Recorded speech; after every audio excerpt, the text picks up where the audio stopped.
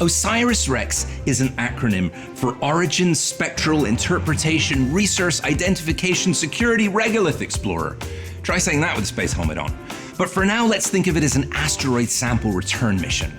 Asteroids, those building to country-sized boulders that orbit our sun, are more than just remnants of the early solar system. They're rich in precious metals and other resources.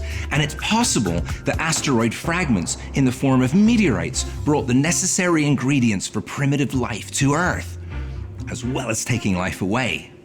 With OSIRIS-REx, NASA hopes to prove these theories and maybe save the human race while they're at it. Author, musician, meteorite hunter, adventurer. I've led an eventful life. Now I'm exploring exciting STEM careers and recording what I find in the STEM journals.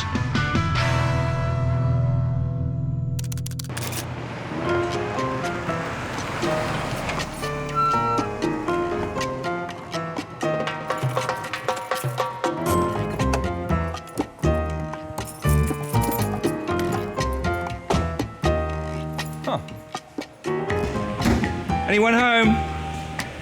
Hey, hi, my name's Geoff. Geoff, Dennis. Dennis, nice to meet you. Sorry to just show up. Wow. I was out on the highway having some trouble with my truck. This is gorgeous. What do you guys do here?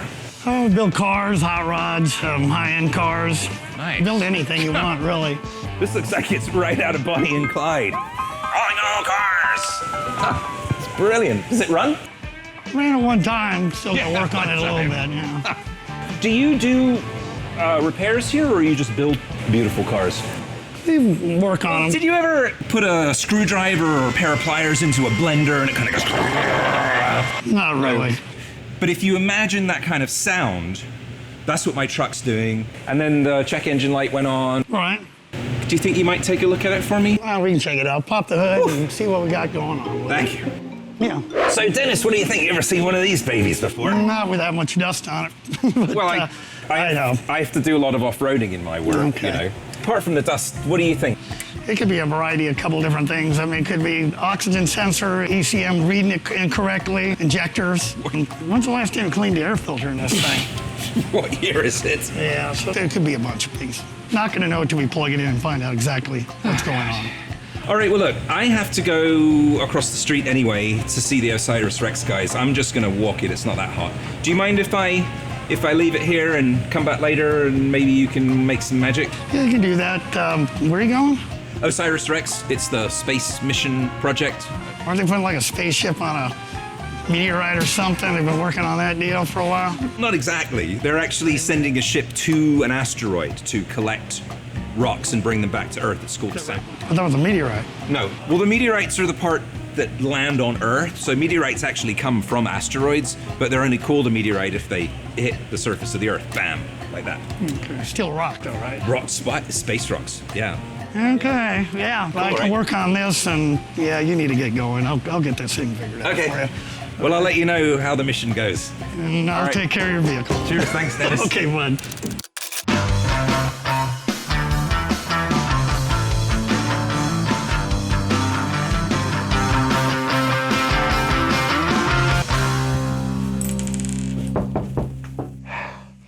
Good grief, it's hot out there. Jeff Notkin, famous meteorite man. Hi, Dante. What happened to you? I made a quick detour to Mercury on the way over. Oh, did you get any samples? I did. Oh, great. Oh, they melted on the way in. Sorry no, about that. No problem. No, actually, my truck imploded on the highway on my way down to see you. Had to leave it at mechanics over there. Well, you know, we're building a spacecraft, and when you're in outer space, there are no repair shops. Right? We got to make sure everything works before we launch.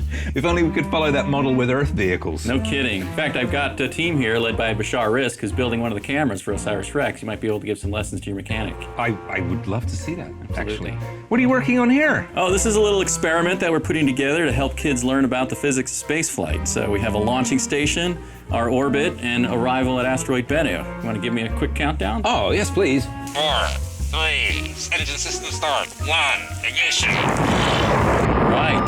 Wow, that was a fast trip. Absolutely. It's great. Turns out the physics of the loop-de-loop are the same as going into orbit around the sun, so the kids learn the basic principles of how we're going to get to the asteroid. Nothing like a 3D demonstration to Really bring the point home. I love it. Part of my job is to inspire and educate the public about the importance of our mission and to bring the next generation forward so they can get excited about our science and maybe take careers in the future in this path. And how does that manifest itself? Do you have kids come here to the facility? Yeah, in fact, today we've got a group from the Boys and Girls Club of Tucson looking at some meteorites and learning how to identify them and all the reasons that we study space rocks.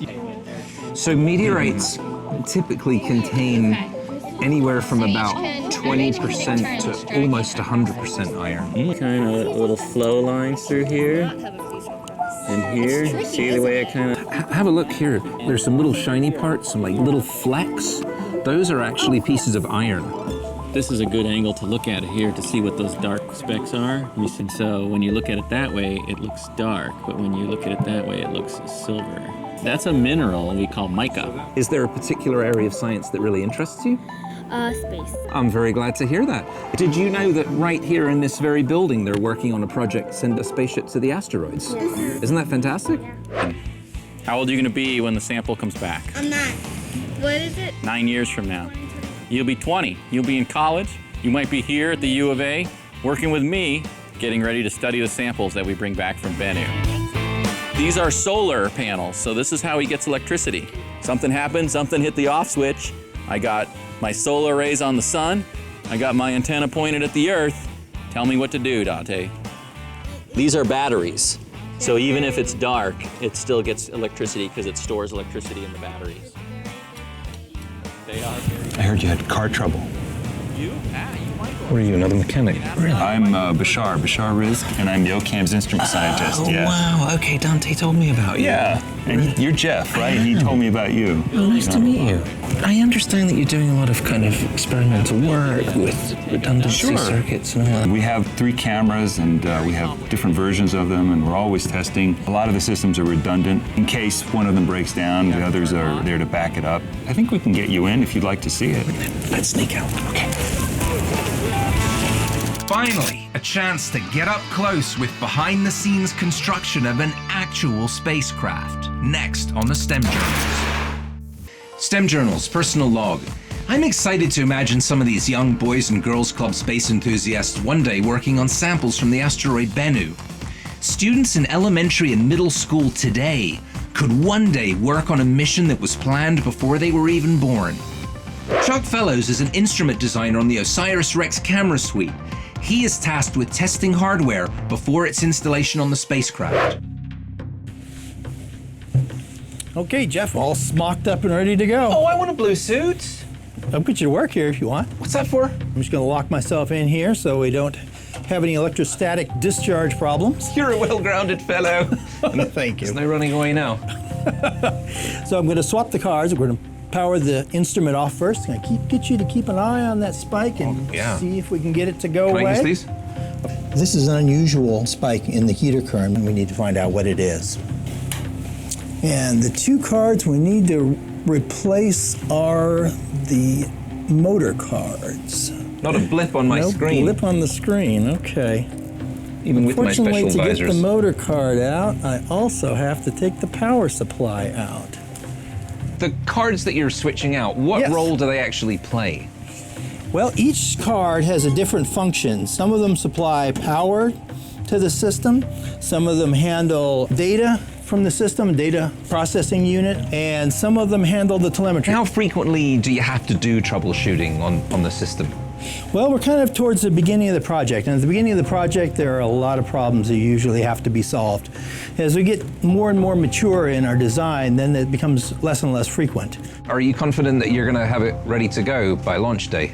Oh yes, we'll have it ready to go by launch day. That's the spirit. There may be many lost weekends, but we'll have it ready to go. I am eagerly awaiting news from the spacecraft in a box. Okay. Okay. Is this the moment of truth? The moment of truth. Okay, Well, I'm ready. It is. I'm going to power it back on now. Any luck? No, I didn't see any change at all. Sometimes we get lucky and we find it right away, and sometimes it can take us months to find a problem. Chuck, you're doing meticulous and fascinating troubleshooting work here. When it's all said and done and you've solved the problem, what happens? All this hardware is going to go up to Lockheed Martin in Denver, and they're going to put that all together with the actual spacecraft, of course, that they're building up there, and all of that's going to go to NASA. Denver, you say? I might have to speak with Dante about this. What's the verdict? Well, one of the issues you have is you can't have this many keys on your ring because it's going to kill the tumbler. So that's Tumbler? You know how you start the car? The tumbler. But I've got a lot of responsibility. I need a lot of keys. Yeah, you're going to be broke down somewhere too. So, I mean, we had like 4 issues. One injector wiring was bad. The ECM, we checked it, had a loose wire. Air cleaner, of course, had to be cleaned, you know, that issue. And the TPS was out of adjustment, just a little bit on the voltage, but she's running good. Took it around the block, not a problem. Well, there's no problem now, but why can't these things be made better? I mean, I was just over there at OSIRIS-REx. Imagine if they send their ship to the asteroid belt and the PCM or TCM or muffler bearing or whatever breaks down. They can't just kind of pull in and have a tune-up out there in space. Number one, they got money, so they probably have redundant systems. I mean, that's real simple. I mean, can it be done to your vehicle? Yeah, it can be done to your vehicle. You're saying we could have redundant systems in this, like for in a backup, spaceship? just in case you break down or something, you can switch off. If I were you, man, I would just try to figure out how to build a vehicle really designed to do what you do in your life. So you're offering to build me an amazing go-anywhere 4-wheel drive off-road adventure vehicle? For the right money, anything can be built. We can build it, design it, we can do all that stuff. And how much would that cost? As long as you got the money, you can build it. Yeah, I got the money. What kind of money? Look at that. Oh, rock. Now we got a rock. A rock? Did you get this out of my pile back there? No, that is not scrap metal. This is a meteorite. It's molten iron. Nonsense. You need to pay me.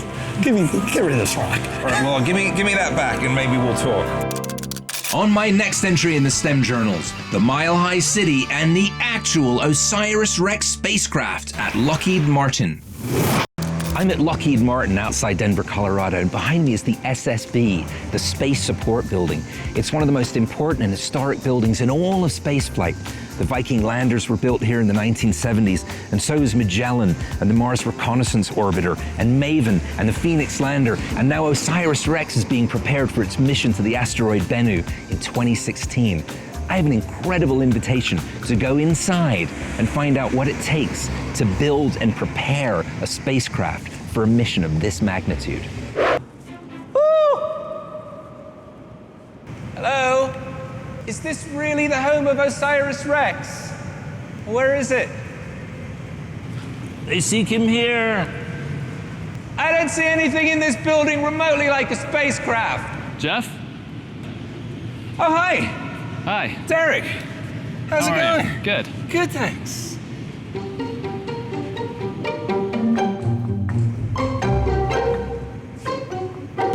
That's right, this is the OSIRIS-REx spacecraft. It really is a spacecraft in a box.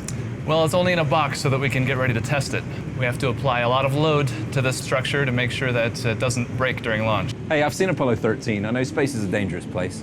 Getting to space is even more dangerous for the core structure. Why? Because the rocket might blow up or something. Well, we can't do anything about that, so hopefully that doesn't happen. But we have to make sure that we survive all of the loads and the accelerations that occur during launch. We have 6 times the acceleration of gravity on this structure. What's 6 G's in pounds? Well, the equivalent load that we're going to put on this in the test is 65,000 pounds. That's about equivalent to 5 elephants. Would that be African elephant or Indian elephant? I don't know. In order to withstand all that pressure, this thing must weigh a ton. Or tons. Actually, it only weighs about 300 pounds for the core structure. There's no way that a spaceship only weighs 300 pounds. I could bench press that at my sleep with one hand. How do you make something that's going all the way to Asteroid Bennu weigh only 300 pounds? That's the importance of our material selection. Nimish Dave will show you some of our materials that we use. What puzzles me, what fascinates me, is how you can build a spacecraft that only weighs 300 pounds, and yet it can handle the stress of 5 elephants, 5 African elephants. Yes. It's a lot of magic, but it's also a lot of science. And here, this is the material that we use. It's basically aluminum and carbon fiber face sheets that we use to make a nice, strong, rigid element. Is that what we're seeing here? That's exactly what we're seeing. So this here is one of those pieces there that's opened up. Just to show you, there's not a whole lot to it when it's by itself. It's when you really put them together, that's when you get the strength that you need. Really, tin foil? It's tin foil. Honeycombed aluminum foil on its own, bendy, not up to much. Exactly. Carbon fiber on its own, ditto. So if you had the two of them together, that's when you'd have a very rigid yet lightweight material. Exactly, like the one that's in your bag there, Geoff. Oh, right. Oh, because that's, right. Yeah. Because that's the rigid one. Yes. Yeah, Yes, it is. That's good. That's Yeah. really nice. Yeah. What about this one? What's this from? It's actual test part from Maven. Really? Maven's going to Mars to study the depletion of its atmosphere. Yes, it is. Can I have this for my collection? You know, I'd really like to, but I can't. We've got to keep this in-house here. I'll make you a deal. Okay. That's something you might be interested in. Let's talk about it. Well, OSIRIS-REx is going to Bennu. You probably know that. I have something here that we think Bennu may be made of. It's a carbonaceous chondrite meteorite found in the Sahara Desert. Not a bad research sample. What do you think? That looks cool, but I'm not sure what I'll do with it, but I do know somebody that would really interested in that. Really? Next up, the ultimate magnet on a stick for collecting meteorites. Except Bennu is not exactly a meteorite, and hopefully never will be. STEM Journal Supplemental. The OSIRIS-REx mission is a first for the US space program. It aims to collect a sample from the asteroid Bennu. That sample may contain clues to the origins of water and organic molecules necessary for life on Earth. But obtaining that sample is no easy task, and that's where TAGSAM designer and planetary researcher Bo Bierhaus comes in. One of the challenges we were given several years ago was how do we sample an asteroid in a very short period of time? Because we're not actually going to land and stay on the asteroid, we're just going to contact it for a few seconds at most. And so we don't actually know what the asteroid is going to be like. So we have a number of different materials that we've been testing to understand how well our system might perform against different surface types. We have rocks that simulate what the material might actually be like. But the problem with sampling this in Earth is that Earth has a gravity that's much, much higher than the gravity of the asteroid. And so the behavior of the material when we blow the gas is going to be a lot different. Try blowing the heavy material and see how well it moves. That was pretty successful. Now I want you to try it on the low weight material. We launched some of it into space. So the behavior of material in a low gravity environment leads to a low weight material. The way our sampling system works, this is TAGSAM right here. We flow gas, high pressure gas, through this tube, and it goes into the head. It energizes material underneath the head, and that material is collected inside the sampler head. How do you get the collection head down to the surface of Bennu? You should probably go talk to Jim Harris, who's an engineer who came up with the idea for TAGSAM. Jim, what exactly is it that you're testing here? Well, we're testing the drive of the arm, the shoulder, the elbow, the wrist. We're working on some issues with making sure that we can get the sampler head into the capture ring every time. Can we go out there into space? We can. Okay, so you can see how the arm just floats along on the surface. So we get basically a simulation of what it would be like in space. So we'll drive the arm in, sampler head will come in, lands on this cam here, and lock the sampler head into this ring, which would be on the sample return canister. Prepare for docking maneuver. Right. We're working on what the limits are to be able to put this in. You can see that we have some problems here with it. Doesn't quite get all the way down in. Oh, yeah. So we'll be working on system. We can't have that. We have to be certain that it will work first time, every time. If only the government could do that. Let's back it up 5,000, drive the elbow in 200, then drive it back in the 5,000. Now, have you learned something from this failure? Does that information go into a computer? So we'll have definition of what we need to see for each joint position in order to get the head in every time. Successful docking mission?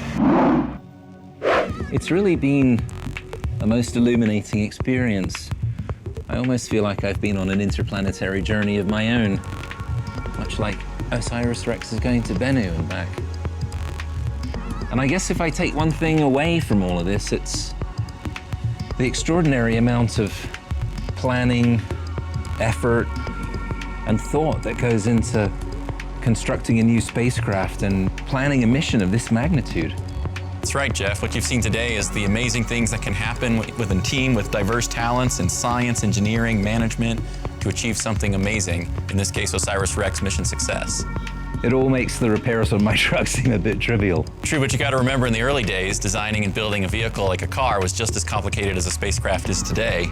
Hopefully in the future, building something to go to another planet will be as simple as driving to the corner market. So what you're saying is we've got faster than light drive, warp cores, hyperdrive, all that great stuff to look forward to? Ugh, nerd. Of course. STEM Journal's concluding entry. Any space mission, manned or robotic, requires a lot of time, resources, and innovation to maximize success and minimize risk. OSIRIS-REx is one of many planetary missions NASA and other international agencies are developing to explore and understand our solar system, life here on Earth, and perhaps elsewhere. These missions are multi-generational, seeding future career opportunities for today's interested youth. And speaking of interested youth, visiting Denver, Colorado gives me a chance to meet up with one of my favorite young STEM investigators. I'm really jealous that you got to see the actual OSIRIS-REx spacecraft. Young master, it's all about playing the game. What game is that? Air hockey, of course. It's all about positioning your pieces to be in the right place at the right time for a maximum scoring opportunity. What were you saying about the right place at the right time? Young man, it's not about winning the individual battle, but the overall war. What are you talking about? You've lost 5 games in a row. Now prepare to witness the power of this fully operational battle station. So does that make me the little X-Wing that blows up your Death Star? Only if you use your powers for good. If you're interested in space, but not specifically in science, you might want to consider a career in engineering. Engineering relates to space because there's material engineering, chemical engineering, electrical engineering, computer science engineering, and many others.